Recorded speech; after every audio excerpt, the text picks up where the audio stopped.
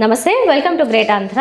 మనతో పాటు ఉన్నారు సీనియర్ పొలిటికల్ అలాగే సినీ అనలిస్ట్ జిఆర్ మహర్షి గారు. నమస్తే సార్. నమస్తే అమ్మా. సార్, భారీ అంచనాలతో వచ్చిన కంగువా సినిమా ఏమైంది, ఎలా ఉంది? అసలు కంగువా అంటే ఏంటంటే వీళ్ళు ఇష్టమైనట్టు తమిళ పేర్లు మన మీద రుద్దుతున్నారు, కానీ దాని తెలుగులో అగ్గివీరుడు అని పెట్టాలి. అదేమిటంటే ది మ్యాన్ విత్ ఫైర్ అని దాని అర్థం కంగువా అంటే. సరే, ఆ అగ్గి సినిమాలో ఉంటే బాగానే ఉంటుంది, కానీ అది మన సీట్ల కిందకి సెగ ఎత్తుకుంటేనే కష్టం. ఆ రకంగా కంగువా గురించి సింపుల్గా చెప్పాలంటే అదొక సెగ, నిప్పు అనమాట అది. అంటే మీకు ఎవరి మీదైనా కోపం ఉంటే, మీకు ఎవరి మీద కోపం ఉండింది అనుకోండి, వాళ్ళని ఏమనొద్దండి, కంగువా సినిమా పంపించండి. వస్తే బయటకు వస్తాడు, లేదంటే హాస్పిటల్ పోతాడు. అదే అంత సీనియారిటీ ఉన్న సూర్య గారు మరి అట్లాంటి సినిమా ఎలా చేశారు? అంటే ఏం లేదంటే వీళ్ళు కథ విన్నప్పుడు కానీ కథ రాసుకున్నప్పుడు కానీ ఎంతసేపు ఆ అవుట్లైన్ చూసినప్పుడు ఏమనిపిస్తుందంటే, మీకు సింపుల్గా చెప్పాలంటే ఇప్పుడు అట్ ప్రజెంట్ 2 కాలాల కథ అది. అంటే 2024లో గోవాలో ఓపెన్ అయిన కథ. హీరో సూర్య ఉంటాడు, అమ్మాయి హీరోయిన్ ఉంటుంది, ఏదో కమెడియన్స్ ఉంటారు, వాళ్ళు ఏదో మాడుకుంటూ ఉంటారు. మన కల్కి సినిమాలో లాగా బౌంటీ అంటారే, ఎవరిని పట్టుకొస్తే డబ్బులు తీసుకుని ఆ గోవా పోలీస్ ఆఫీసర్ ఏదో ఒక అసైన్మెంట్ ఇస్తే, వరే వాడు రౌడీని పట్టుకురారా, వాడిని పట్టుకురారా, వీడిని పట్టుకురారా అంటే వీళ్ళు ఏదో డబ్బులు తీసుకుని ఆ రౌడీని పట్టుకొచ్చి ఇస్తూ ఉంటారు. ఇది ఇలా కథ స్టార్ట్ అవుతుంది. దీనికి ముందు ఏమిటంటే ఒక పిల్లవాడు ఎక్కడి నుంచో తప్పించుకున్నట్లు ఒక సైన్స్ ఎక్స్ప్లోరేషన్, అంటే ఒక ప్రయోగశాల నుంచి ఒక పిల్లవాడు తప్పించుకుంటాడు. తప్పించుకున్న పిల్లవాడు గోవాకి వెళ్తాడు. గోవాకు వెళ్ళిన వాడికి సూర్యకి ఏమిటి లింక్, అసలు వాడెవడు, ఆ పిల్లవాడెవడు? దీంతో కథ 1070 అంటే ఎప్పటికే వెళ్తుంది, 10వ శతాబ్దం నాటికి వెళుతుంది. ఈ 10వ శతాబ్దానికి ఇప్పటి టైంకి ఒక కనెక్షన్ కలపడమే ఆ సినిమా కథ. వీళ్ళు ఎంతసేపు ఏమనుకుంటారంటే, ఇప్పుడు సినిమాలు ఎలా ఉన్నాయంటే, మీకు ఒకప్పుడైతే ఆర్డినరీ జానర్స్ ఉండేటివి, ఫ్యామిలీ జానర్ అని, ఆ జానర్ అని, ఈ జానర్ అని ఉండేటివి. రకరకాల కథలతో సినిమాలు తీసేవాళ్ళు. ఇప్పుడు పెద్ద హీరోలకు అంతా సమస్య ఏమైపోయిందంటే, మామూలు కథతో సినిమా తీస్తే వర్కౌట్ కాదు. వీళ్ళు ఏమిటంటే పాన్ ఇండియా అంటున్నారు. పాన్ ఇండియా అంటే ఒక 4-5 భాషల్లో తీసి అమెరికాలో విపరీతమైన థియేటర్లో రిలీజ్ చేసుకుని మొదటి రోజే, అంటే మొదటి 3-4 రోజులకే ఒక 100 కోట్లు, 200 కోట్లు, 500 కోట్లు వసూలు చేసేసి కలెక్షన్లు రాబట్టేసి మేము ఒక అద్భుతమైన సినిమా తీసేసాము, పాన్ ఇండియా సినిమా తీసేసాము అని చెప్పుకోవడం ఇప్పుడు ఫ్యాషన్ అయిపోయింది.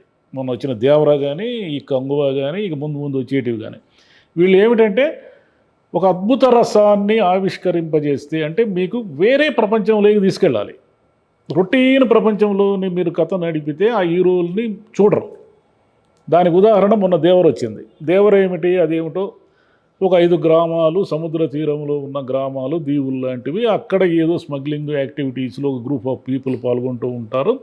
అక్కడ ఒక విలన్ ఉంటాడు, ఏదో ఒక కథ అల్లుకున్నారు, దానికి మళ్ళీ పార్ట్ 2 పెట్టారు. అది ఏమిటి, 5 గ్రామాల ప్రతినిధులు, వాళ్ళు ఎవరు సరిగ్గా రిజిస్టర్ గారు. ఎన్టీఆర్ ఉన్నాడు కాబట్టి ఏదో మోసేసాడు, కానీ ఆ కథని మామూలుగా అయితే ఆ సినిమా అవుట్ అది, అంతే కదా. ఈ సినిమా ఏమిటంటే ఇంచుమించు దేవర లాంటి కథ, లేదా కల్కి లాంటి కథ, ఇలా ఒక అద్భుతమైన ప్రపంచాన్ని మన కళ్ళ ముందు ఉంచడం. ఇవన్నీ ఏమిటంటే ఈ డీటెయిలింగ్స్ అన్నీ రాసుకునేటప్పుడు సూర్య గారికి ఆయన కథ చెప్పాడు అనుకో, శివ, ఆయన ఏం చెప్తాడు, సార్ మీరు 1070లో ఉంటారు, 2024లో ఉంటారు, ఈ 2 కాలాలకి సంబంధించిన ఒక ఎమోషనల్ కనెక్షన్, మీకు ఒక కుర్రవాడికి ఉన్న ఎమోషనల్ కనెక్షన్ ఈ కథ. మనము ఆ 5 పంచకోణ అని ఒక 5 ఊర్లు, అంటే 5 దీపాలు ఉంటాయి అక్కడ. రోమ్ నుంచి ఎవరో ఒక వర్తకుల్లాగా వచ్చి వీళ్ళ మధ్య తగాదాలు పెడితే ఈ ద్వీపాల్లో ఉన్న తెగల నాయకులందరూ కొట్టుకుంటూ ఉంటారు. మీరు ఒక తెగకు నాయకుడిగా ఉంటాడు. ఇట్లా చెప్పారు అనుకోండి కథ. సూర్య ఆయన ఏమనుకుంటాడు, అబ్బా ఇది ఏదో అద్భుతమైన ఎలివేషను, బాహుబలి నెక్స్ట్ సినిమా, ఇది బాహుబలి అంతటి సినిమా అని ఆయన ఏదో అనుకుంటాడు. కానీ దాంట్లో ఎమోషన్స్ ఏంటి, మీరు క్యారెక్టర్ని ఎక్కడ రిజిస్టర్ చేశారు? సినిమా అంతా అరుస్తూనే ఉంటారు. ఎంత అరుపులంటే ఆ చెవులు బద్దలైపోతాయి మనకు ఆ స్పీకర్ల దెబ్బకి. ఒక్క 5 నిమిషాలు కూడా ప్రశాంతంగా కూర్చొని ఒక డైలాగ్ చెప్పుకోరు. ఒకవేళ డైలాగ్ చెప్పినా ఏంటంటే అది ఏందో విచిత్రమైన యాసలో చెప్తారు. బహుశా తమిళ్లో ఏమైనా అది వర్కౌట్ అయిందని మనకు తెలియదు, కానీ ఆ యాస మనకి ఏదో ఒక పద్యం పాడినట్టు ఉంటుంది. సూర్య డైలాగులో ఇంకోరు డైలాగులో చెప్తూ ఉంటే ఏదో పద్యాలు ఏమైనా పాడుతున్నారా వీళ్ళని, వాళ్ళన్నా అరుస్తూ ఉంటారు. లేదంటే దేవిశ్రీ ప్రసాద్ ఒక 20 వాయిద్యాలతో మోయిస్తూ ఉంటాడు చెవులకి. ఎట్లా చెవుల్లోంచి ముక్కుల్లోంచి రక్తం వచ్చేలా ప్రేక్షకులు చావగొడితే 400 రూపాయలు తీసుకొని వీళ్ళకి ఏమన్నా న్యాయమా? శివ అనే అతనికి ఏమన్నా న్యాయమా? కొన్ని వందల కోట్లు సినిమా పెట్టి సూర్య లాంటి గొప్ప నటుడిని పెట్టుకొని సినిమా తీసి మీరు ఏం తీస్తున్నారు, మీరు ఏం చెప్తున్నారు స్క్రీన్ మీద కథ మీకే తెలియకపోతే అసలు ఎక్కడైనా మనకి ఏదైనా ఒక్కటి కూడా రిజిస్టర్ కాదు. కనీసం ఆ పిల్లవాడు సూర్య మధ్య ఉన్న ఎమోషన్ కూడా రిజిస్టర్ కాదు. ఇతను ఎంతసేపు పొలోమా అని ఈయన అరుస్తుంటాడు, కొంగమా అని వాడు అరుస్తుంటాడు. అరవడమే సినిమా అంతా, అరవడం. అంటే ఒక లైన్ అనుకున్నప్పుడు 2 కాలాలకు సంబంధించిన ఒక లైన్ అనుకున్నప్పుడు దాన్ని అద్భుత రసంగా, అంటే ఎంతసేపు ఆ ద్వీపాల్లో అక్కడ ఉన్నవాళ్ళు ఉంటే ఐలాండ్స్లో ఉన్నవాళ్ళు వాళ్ళ డ్రెస్సులు, వాళ్ళ జుట్టు, వాళ్ళ చేతిలో గండ్రగుడ్డళ్ళు, ఆయుధాలు, అరుపులు, కేకలు, ఈ తెగలు ఇవే ఆలోచించారు తప్ప సినిమా చాలా గ్రాండియర్గా ఉంటుంది ఫోటోగ్రఫీ కానీ ఏదైనా కూడా. కానీ అది మనకు కనెక్ట్ కావాలి కదా. మీ గ్రాండియర్గా ఉండేదంటే గేమ్ ఆఫ్ థ్రోన్స్ లాగా మేమేదో తీసేస్తున్నామని భ్రమకు గురయ్యారు. ఆ భ్రమలో ఏం చేశారంటే సినిమాని ఎంతసేపు ఒక లౌడ్గా తీసేసి కథ ఏమిటో ఎవరికి కనెక్ట్ కాకుండా చేశారు. అసలు సినిమా స్టార్ట్ కావడమే ఆ గోవాలో సూర్యతో స్టార్ట్ కావడమే 15-20 నిమిషాలు తలనొప్పి వచ్చేస్తుంది మనకు.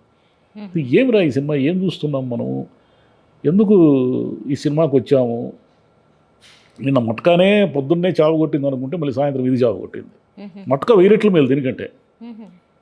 కంగువాలకు ఆ అరుపులు కేకల కంటే మట్కా కనీసం ఏదో పిచ్చిదో ఏదో కథ ఉంది దాంట్లో. స్లోగా ఉండొచ్చు కానీ కథ ఉంది దాంట్లో. కంగువాలో ఏమిటంటే సూర్య ఉన్నాడు అని మనం ఎంత పిచ్చి అభిమానంతో సినిమా చూడాలనుకున్నా చూసే అవకాశం లేదు, అంత భయపెడతారు. మీకు ఈ మధ్య విక్రమ్ గారి మూవీ పేరు మర్చిపోయాను, అది తంగలాన్ నచ్చింది కదా బాగా. తంగలాన్ చాలా బాగుంది. తంగలాన్లో ఒక సంఘర్షణ ఉంటుంది. ఒక తెగ కంటే ఒక అణగారిన జాతులకు మధ్య, ఒక ధనికులకు మధ్య జరిగే ఒక సంఘర్షణ ఉంటుంది. కథ పూర్వకాలం కథ అయినా ఆ సంఘర్షణలో బంగారం కోసం వెళ్ళే ఒక దురాశ ఉంటుంది. అంటే మనకు కథ చాలా స్పష్టంగా అర్థమవుతుంటుంది. వాళ్ళ జర్నీ ఏమిటి, వాళ్ళు ఎందుకు వెళ్తున్నారు అంటే జీవితాలు బాగుపరుచుకోవడానికి బంగారం కోసం వాళ్ళు వెళ్తారు. అసలు వీళ్ళు ఎవరు, ఆ మైండ్ ఏదో వాడికి, అంటే ఒక 1000 సంవత్సరాలు పగ తీర్చుకోవడం కోసము ఒకడు ప్లాన్ చేశాడు. 1000 సంవత్సరాలు చివరిలో ఏంటంటే ఆ విలన్ ఎవరో కాదు, కార్తీ. అదొక షాక్. ఆ కార్తీ కనిపించిన 5 నిమిషాలే బాగుంది ఆ సినిమా. మిగిలిన సినిమా కంటే కూడా కార్తీ కనిపించిన 5-10 నిమిషాలే కాసేపు అమ్మ ఏదో ఈడే ఉండింటే సినిమా అంతా చాలా బాగుండేది కదా అనిపిస్తుంది. అట్లా పర్ఫార్మెన్స్ ప్రాబ్లం కాదు కదా, సూర్య పర్ఫార్మెన్స్ కాదు, సూర్యకి పర్ఫార్మ్ చేసే అవకాశం ఎక్కడుంది? ఎంతసేపు అరుస్తూనే ఉంటే గొడ్డలు ఏదో కత్తి ఏదో పట్టుకొని నిరంతరం అరుస్తూనే ఉంటే, నిరంతరం ఫైటింగ్లు చేస్తూనే ఉంటే, ఆ బాబీ డియోల్ ఉన్నాడు, మంచి నటుడు అతను అంటే ఒక యుద్ధము కానీ ఒక సంఘర్షణ కానీ ఏదైనా ఇది 2 జాతుల మధ్య, ఇప్పుడు బాహుబలిలో వాళ్ళిద్దరి మధ్య కాన్ఫ్లిక్ట్ ఒకటి ఉంటుంది, అన్నదమ్ములే అయినప్పటికీ ఆ సంఘర్షణ మనకు రిజిస్టర్ అవుతూ ఉంటుంది. వాళ్ళు దేనికోసం యుద్ధం జరుగుతుంది అనేది, ఈ జాతుల మధ్య యుద్ధం దేనికోసం జరుగుతుంది, ఎందుకు అనేది ఎక్కడ రిజిస్టర్ కాదు. డైరెక్టర్ పార్ట్ 2లో చెప్తాడేమో, పార్ట్ 2 ఎవరికి కావాలి స్వామి, ఒకటికే చచ్చిపోయినాం మేము. పార్ట్ 2 ఈ పాన్ ఇండియా పిచ్చి పెట్టి జనాల డబ్బులు దోచేసేదానికి వీళ్ళందరూ డైరెక్టర్లు వీళ్ళందరూ కలిసి ఇది ఆడుతున్న జూదం, ఇది మోసం. ఇది నిర్మాతలు మునిగిపోతున్నారు, నిర్మాతలు 100 కోట్లు మునిగిపోతున్నారు. వీళ్ళు హీరోల రెమ్యూనరేషన్లు వీటన్నిటి కోసము, సూర్యానని నేను అనడం లేదు, అందరూ కూడా ఒక జూదం ఆడి మన నెత్తిన మొదటి రోజు 400-500 పెద్ద పెద్ద హీరోల సినిమాలకైతే 1000 రూపాయలు కూడా పెడుతున్నాం మనం, అంటే తెలుగు హీరోల సినిమాలు. వీళ్ళందరూ మనల్ని దోచేస్తున్నారు. మీరు సినిమా తీయకుండా సినిమా హైప్ క్రియేట్ చేసి, కంగువ అంటే ఒక 2 ఏళ్ళుగా ఏదో బాహుబలి వాళ్ళ తాత లాంటి సినిమా తీస్తున్నారు, తమిళ ఇండస్ట్రీకే ఇది ఒక ప్రెస్టీజియస్ ప్రాజెక్ట్ అని మీరంతా చెప్పుకొని 10 నిమిషాల సినిమా థియేటర్లో కూర్చోకుండా మీరు సినిమా తీస్తే మిమ్మల్ని ఎలా, మీకు కోట్ల రూపాయలు మీ దగ్గర ఉంటాయి పోతాయి, మేము 500 ఎందుకు పెట్టాలి మీకోసం? ప్రేక్షకులు థియేటర్ రారు అంటారు. ఇట్లా సినిమాలు తీస్తే ఎందుకు వస్తారు థియేటర్కి? సరే, అభిమానులు ఎక్కడైనా అభిమానులే, అది తమిళ్లో ఉన్నా తెలుగులో ఉన్నా కానీ అభిమానులు.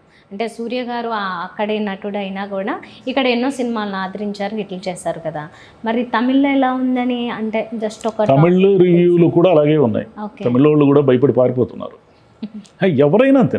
ఇప్పుడు మీరు సినిమా కోసం ఈ సినిమాకి ఎందుకు వెళ్తారు? హీరోల మీద మీకు ఎంత అభిమానమైనా ఉండొచ్చు, ఏమైనా ఉండొచ్చు, కానీ మీరు కూర్చున్న 2.5 గంటల సేపు మీకు ఏదో ఒకటి వినోదమా, అద్భుతమా, అక్కడ చూపించే స్క్రీన్ మీద వాటిలో మీరు ఇన్వాల్వ్ కావాలి, ఆ ఎమోషన్తో మీరు కనెక్ట్ కావాలి.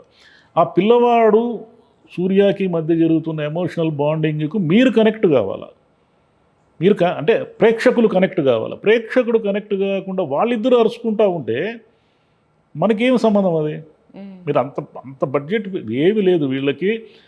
ఎంతసేపు సెట్టింగ్లు వేసామా, ఏదో వేరే అడవుల్లోకి పోయినామా, లేదా గ్రాఫిక్స్ పెట్టామా, కోట్ల రూపాయల కాస్ట్యూమ్స్కి పెట్టామా, ఒక 1000 మంది జూనియర్ ఆర్టిస్టులు పెట్టామా, డ్యాన్సర్లు పెట్టామా అనే చింతే కానీ కథ ఏమి రాసుకున్నారా బాబు అంటే కథ ఏమి ఉండదు వీళ్ళ దగ్గర. కథని గాలికి వదిలేసి, అసలు రైటింగ్ని పూర్తిగా గాలికి వదిలేసి, ఏదైతే మీకు అసలైన కీలకం ఏదైతే ఉందో దాన్ని గాలికి వదిలేసి మిగతా వాటన్నిటి మీద డబ్బులు పెట్టేసి వర్క్ చేసేసి, ఇప్పుడు ఆ సినిమా తీయడానికి కొన్ని వేల మంది పనిచేసి ఉంటారు. నో డౌట్ పెద్ద విపరీతమైన శ్రమ ఉంది ఆ సినిమాలో. ఆ డైరెక్టర్ విపరీతంగా శ్రమపడి ఉంటాడు. కానీ ఏం ప్రయోజనము? నీ శ్రమ దేనికోసము? ప్రేక్షకుడిని రంజింపజేయడం కోసము. ప్రేక్షకుడు 2.5 గంటలు నీ వేరే ప్రపంచంలో నీ థియేటర్ని మర్చిపోయి ఉండడం కదా. వేరే ప్రపంచంలో ఉండకుండా వాడు నేరుగా ఆసుపత్రికి పోయే ప్రమాదం ఉంటే ఎట్లా? తలనొప్పితోనో ఇంకో దాంతోనో మీరు అట్లట్టు చేస్తారు సినిమాలు. అంత ఒళ్ళు దగ్గర పెట్టుకోకుండా ఇష్టానుసారం తీసి రివ్యూలు రాసే వాళ్ళని తిట్టేది, ప్రేక్షకులు థియేటర్కి రాకుండా ఉన్నారు, మంచి సినిమాలు వచ్చినా కూడా ప్రేక్షకులు రారని ప్రేక్షకులను తిట్టేది. సమస్య మీలో పెట్టుకొని ఊర్లో వాళ్ళందరం తిడితే ఏం ప్రయోజనం? సూర్యాన్ని మళ్ళీ నెక్స్ట్ సినిమా ఎవరైనా ధైర్యంగా పోతారా? భయపడతారు, కొంచెం ఆలోచిస్తారు. లాస్ట్ సినిమా ఏందో ఇట్లుంది స్వామి, మళ్ళీ ఇంకో ఆ శివాని ఎవరు నమ్మరు. శివ అని పేరు కనిపిస్తే విపరీతమైన సినిమా పిచ్చి ఉన్న అలాంటి వాళ్ళు కూడా పోరు థియేటర్కి. ఇతను చంపేస్తాడు మనల్ని. అదేలే, ఏదో అభిమానము ఉంది ఇక్కడ నా ఫ్యాన్స్ ఉన్నారని సూర్య గారు కూడా ఇక్కడ ప్రమోషన్లు చేశారు. ఈ ప్రమోషన్లు కాదు కదా మీరు చేయాల్సింది, ప్రమోషన్ కాదు. ప్రమోషన్ అనేది నెక్స్ట్ లెవెల్. మీకు ఎడిటింగ్లోనో మీకు సినిమా కాపీ అయిపోయినప్పుడు మీరు చూస్తారు కదా, మీకు చూడంగానే మీకు తెలిసిపోతుంది కదా. అంతో అనుభవం ఉన్న నటులు కదా, సూర్య కావచ్చు, ఇంకోరు కావచ్చు, వరుణ్ తేజ్ కావచ్చు, ఎవరైనా కావచ్చు. ఇంత అనుభవం ఉన్న నటులు మీరు జడ్జ్ చేయలేకపోతే ఎట్లా? మీ సినిమాను మీరే జడ్జ్ చేయలేరు, మామూలు వాళ్ళు ఏం జడ్జ్ చేస్తారు? చేసినా ఇంకేం చేయలేరు, అప్పటికి అయిపోయింది కదా. కనీసం కానీ ఏదో ట్రిమ్ చేసే అవకాశం అన్నా ఉంటుంది కదా, ఒక అరగంట సినిమా తగ్గించే అవకాశం అన్నా ఉంటుంది కదా, అది కూడా చేయరు. గంటలు గంటలు వదిలేస్తారు మన మీద, మనం చచ్చిపోతాం. డబ్బులు ఇచ్చి చావు దెబ్బలు తినేసి వస్తాం బయటికి. ఈ ప్యాన్ ఇండియా పార్ట్ 1 పార్ట్ 2 ఈ పిచ్చి నుంచి బయటకు వస్తే వీళ్ళు మంచి సినిమాలు తీస్తారు. ప్యాన్ ఇండియా పార్ట్ 1 పార్ట్ 2 అని పార్ట్ 1లో ఏదో లీడ్ ఇచ్చేసి పార్ట్ 2కి కథ చెప్పకుండా దేవరాలో ఏదో చేశారు, లీడ్ ఇచ్చారు. ఏమి లీడ్ అది? బాహుబలిలో క్లైమాక్స్ని తీసుకొచ్చి మీరు పెట్టారు కదా, ఎవరు చంపారు అతన్ని అనేది, అది లీడ్. అది దానికోసం సెకండ్ పార్ట్ ఎవడైనా చూస్తాడా? అది కూడా ఏదో ఎవరు చిన్న దేవరాన్ని చంపినట్లుగా, చిన్న దేవరా చంపినట్టు పెట్టారు.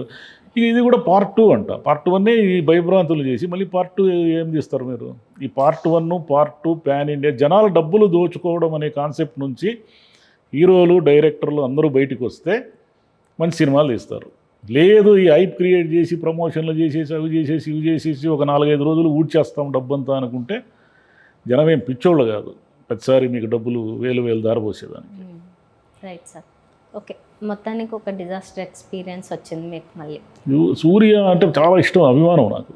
సూర్య సినిమాలు అన్నీ చూస్తాను. ఎంత మంచి నటుడు అతను. అంత మంచి నటుడిని ఇంత సూపర్ వేస్ట్ చేయడం అనేది బాధ కలిగించింది. Thank you sir. Thank you.